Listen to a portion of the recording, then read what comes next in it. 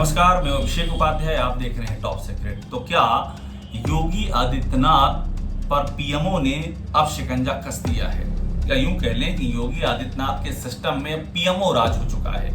और ये सवाल मैं इसलिए उठा रहा हूं और ये बात इसलिए कह रहा हूं कि कुछ बड़ा डेवलपमेंट हुआ है बीती रात सीएम योगी के सेक्रेटरी के तौर पर एक अधिकारी की तैनाती कर दी गई है और उस अधिकारी का नाम है कौशल राज शर्मा।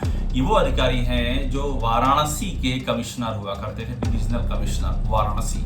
और पीएम मोदी, ऐसा माना जाता है कि पीएमओ बहुत पसंद करता है लंबे समय तक वहां पर रहे, लंबे समय तक डीएम रहे, फिर वही कमिश्नर बना दिए गए। और वो वक्त भी आया जुलाई 2022 में, जब योगी आदित्यनाथ ने ट्रांसफर किया वहां से और उठा करके बना दिया प्रयागराज का कमिश्नर, वहां के डीएम थे।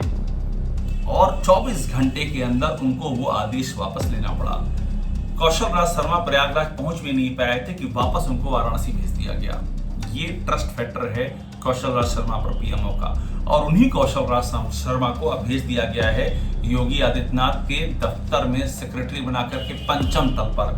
तो संदेश बहुत ही साफ है कि पीएमओ ने काफी दिन तक छूट दे रखी थी, और छूट इस तरह से थी कि मनोज सिंह योगी के सबसे करीबी अधिकारी जो माने जाते हैं, वो इस लेवल के अधिकारी, वो चीफ सेक्रेटरी, और प्रशांत कुमार डीजीपी, दोनों ही कार्यवाहक, और दोनों ही माना जाता है कि पहली लॉयल्टी स्टेट के लिए बाद में थी, योगी आदित्यनाथ के लिए पहले। ये परसेप्शन की बात कर रहा हूं मैं। और लंबे समय तक ये चलता भी रहा। तमाम सारे आरोप लगे, तमाम सारी शिकायतें ही हमने मनोज सिंह पर स्टोरी की थी। वो स्टोरी देखिए, मैं आपको उसकी एक झलक दिखा रहा हूं। हमने स्टोरी की थी किस तरह से हजारों करोड़ माफ कर दिए मनोज सिंह ने बतौर चीफ सेक्रेटरी। और ये मामला था नोएडा में इंटरनेशनल यूनिवर्सिटी है, और यमुना विकास प्राधिकरण है,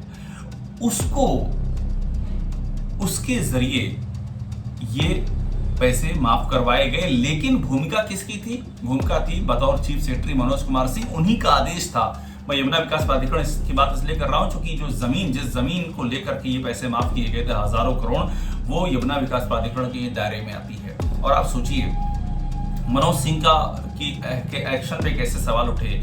लॉ मिनिस्ट्री ने कहा कि हजारों करोड़ माफ मत करो, नुकसान होगा। यूपी की सरकार शासन ने कहा मत माफ कीजिए, सरकार का नुकसान होगा।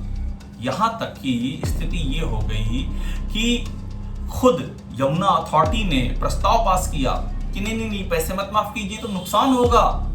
औने पौने दाम में पिछली सरकारों में जमीन दी गई थी, हमने सही रेट लगाया, वो वसूलिए, लेकिन मनोज सिंह ने माफ कर दिए।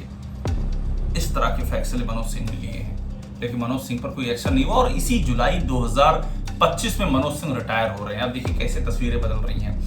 मैं जो आपसे शुरू में कह रहा हूं कि योगी आदित्यनाथ के पूरे सिस्टम पर अब आंखें रहेंगी, क्योंकि शुरू में आंखें थी। दुर्गा शंकर मिश्रा थे चीफ सेक्रेटरी, वो उनको कई बार एक्सटेंशन भी मिला, माना जाता था कि केंद्र के प्रतिनिधि हैं वो। तो ये आंखें थी शुरू में, क्या कर रहे हैं योगी आदित्यनाथ के लोग, किस तरह से, सब पे निगाह थी। लेकिन जब से दुर्गा शंकर मिश्रा गए, उधर डीजीपी भी योगी आदित्यनाथ की ही पसंद का हो गया, कार्यवाहक ही सही। ADG law and order Amitabh Yash, जो कि अपने पीछे बड़ी संख्या में आईपीएस को नीचे छोड़ करके अचानक से उठा करके एडीजी लॉ एंड ऑर्डर बना दिए गए। तो ये सब अधिकारी योगी आदित्यनाथ के ही करीबी हो चुके थे।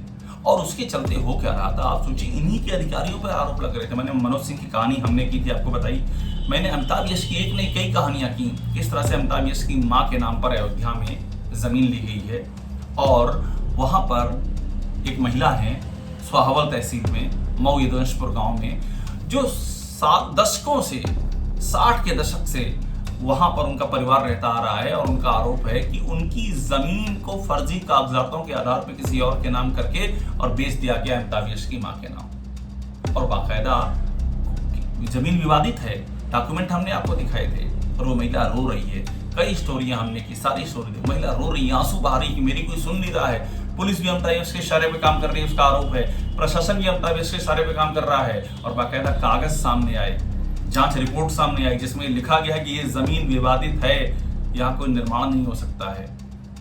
उस महिला ने रजिस्ट्रार के दफ्तर में गई, अपनी आपत्ति दाखिल की, और ये सब चल रहा था। और ये उस अयोध्या का मामला था जहां जमीनें इतनी हाई प्रोफाइल, इतनी मलाईदार हो चुकी हैं, वहां पर अमिताभ यश से जुड़ा हुआ मामला सामने आया। तो ये Amitabh yes ADG law and order और एसटीएफ की मुखिया।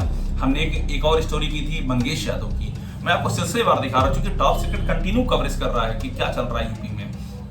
हमने ब्रेक की थी कि मंगेश यादव का इनकाउंटर की पोस्टमार्टम रिपोर्ट सामने रखी थी और उसमें सामने आया था किस तरह से प्रथम दृष्टया गोली सटा के मारी गई ऐसा प्रतीत हो रहा था, क्योंकि गोली जो है जिस तरह से फाड़ते हुए आगे से पीछे खोपड़ी चीरते हुए निकल गई थी और चोटों के निशान की बात उसमें सामने थी। बड़ा हंगामा हुआ उसको लेकर के भी, वहां भी एसटीएफ की चीफ के रूप में अमिताभ सवालों के घेरे में थे। तो इन सबको एक लॉन्ग रोप जिसे कहते हैं वो दे दी पीएमओ ने, छोड़ दिया, कर लीजिए, क्योंकि हमेशा ये कहा जा रहा था कि दिल्ली इंटरफेयर करता, हम कुछ कर नहीं पाते, तो साहब आप कर लीजिए, चीफ सेक्रेटरी आपका, डीजीपी आपका, एडीजी लॉ एंड ऑर्डर आपका, डीएम और कमिश्नर वगैरह जितने हैं वो तो आप रख ही रहे हैं, डीएम एसएसपी एसपी कमिश्नर वो सब आप रख ही रहे हैं, सब कुछ आपका है, आप कर लीजिए।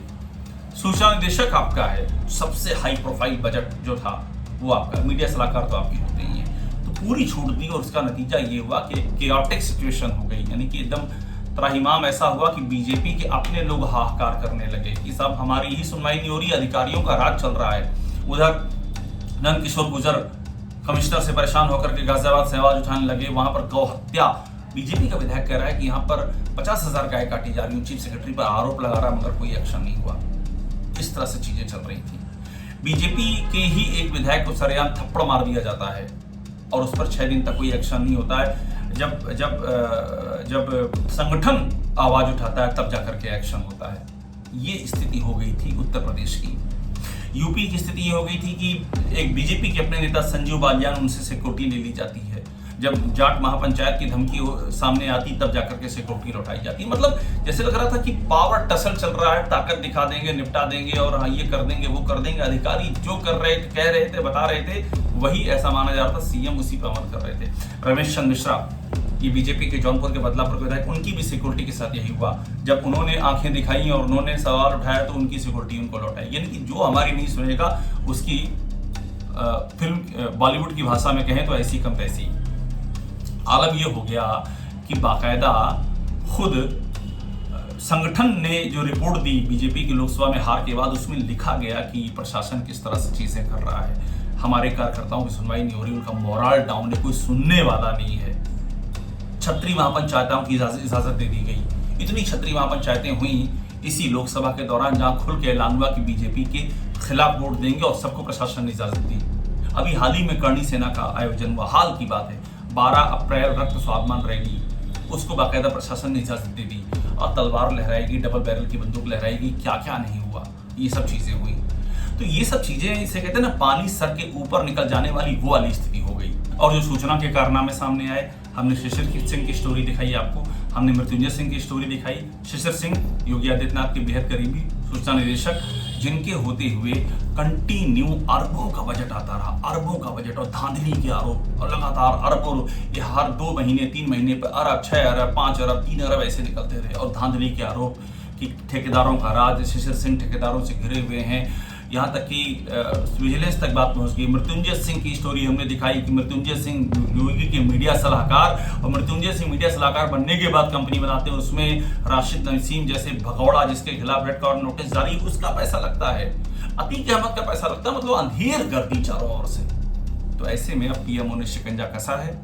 कौशल राज शर्मा, ये एक पहला साइन है जिनको सेक्रेटरी बनाया गया है।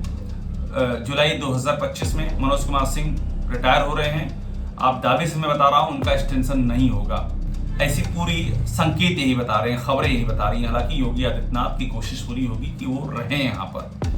डीजीपी कार्यवाहक रिटायर हो जाएंगे। हालांकि कोशिश ये गई थी कि जो अधिकार यूपीएससी का है डीजीपी की नियुक्ति का परमानेंट, उसका भी योगी सरकार ने कैबिनेट में प्रस्ताव पारित कर दिया था कि हम ही कमेटी बनाएंगे। इसके बाद भी दाल नहीं गलने पाई और प्रशांत कुमार कार्यवाहक रिटायर हो जाएंगे। तो इस पूरे स्ट्रक्चर पर निगाह रखी जाएगी। नया जो चीफ सेक्रेटरी आएगा वो भी वही काम करेगा जो पहले चल रहा था, यानी कि ये जो एक तरह की अंधेर गर्दी और अराजकता के आरोपों की बाढ़ हो गई थी, उस पर निगाह रखी जाएगी अब। और जिस तरह से यूपी की इस पूरी मशीनरी पर अब पीएमओ की निगाह है, वो इसलिए भी है क्योंकि बीजेपी का इंटरनल सर्वे जानकारी यही बता रहा है कि स्थिति उनकी अच्छी नहीं है यूपी में। उनसे दलित छिटक गया है, ओबीसी छिटक गया है, ब्राह्मण हाय हाय कर रहे हैं, इस तरह की रिपोर्ट आ रही है।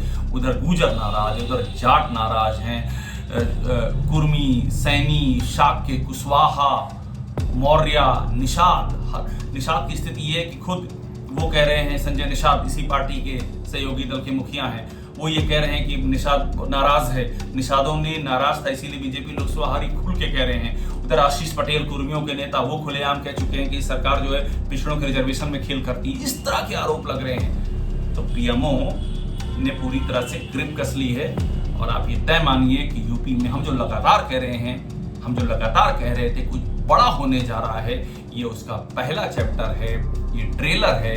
पिक्चर अभी बाकी है और पिक्चर बहुत ही दिलचस्प है। टॉप सीक्रेट को देखते रहिए, लाइक कीजिए, सब्सक्राइब कीजिए। आपको यहाँ वो सारी खबरें मिलेंगी जो आपको और कहीं नहीं मिलेंगी, सिर्फ यहीं मिलेंगी। इसके लिए सब्सक्राइब इसे जरूर कीजिए।